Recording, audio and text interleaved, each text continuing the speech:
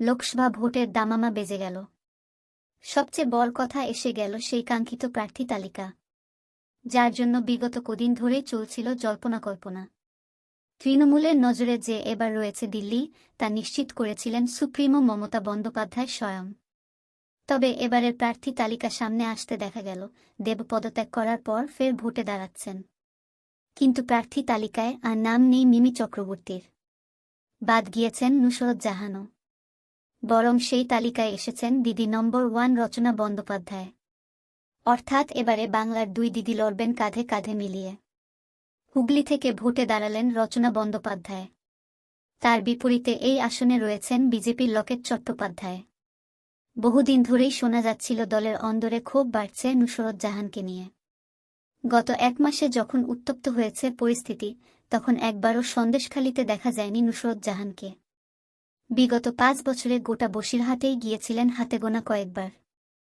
নিখিল জৈনের সঙ্গে বিবাহ বিচ্ছেদ, যশ দাশগুপ্তর সঙ্গে নুসরতের সম্পর্ক, বৈবাহিক সম্পর্কে আবদ্ধ না হয়েই সন্তানের জন্ম, এসব বিতর্কেই ঘিরেছিলেন তিনি এই 5 বছরে।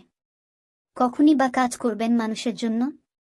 নুসরতের জাগবায় বসিরহাট কেন্দ্র থেকে ভোটে দাঁড়ালেন ভূমিপুত্র হাজী নুরুল ইসলাম। রাজনীতির মঞ্চে নুসরতের আশা অবাক করেছিল অনেককেই। আসলে শুরু থেকেই তিনি বিতর্কে ঘেরা।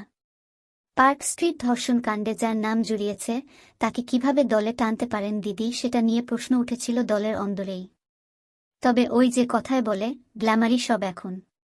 সেই গ্ল্যামারের গুণেই ভোটে বিশাল মার্জিনে জিতে নেন নুসরত জাহান।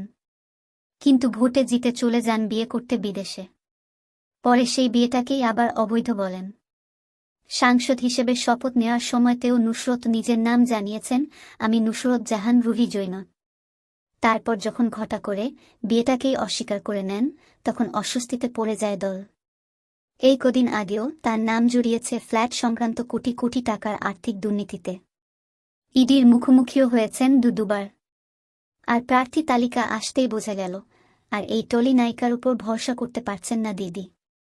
বরং তার কাছে ক্লিন ইমেজের, মহিলাদের একটু কষ্ট শুনেই কেঁদে ফেলা দিদি নম্বর 1 শোয়ের হোস্ট রচনাই বেশি আপন।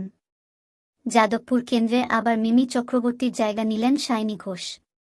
মিমি অবশ্য নিজেই জানিয়েছিলেন তিনি আর দাঁড়াতে চান না ভোটে। এছাড়াও ঘাটাল থেকে লড়ছেন দেব, মেদিনীপুর থেকে জুন মালিয়া, পুরুলিয়া থেকে শতাব্দী।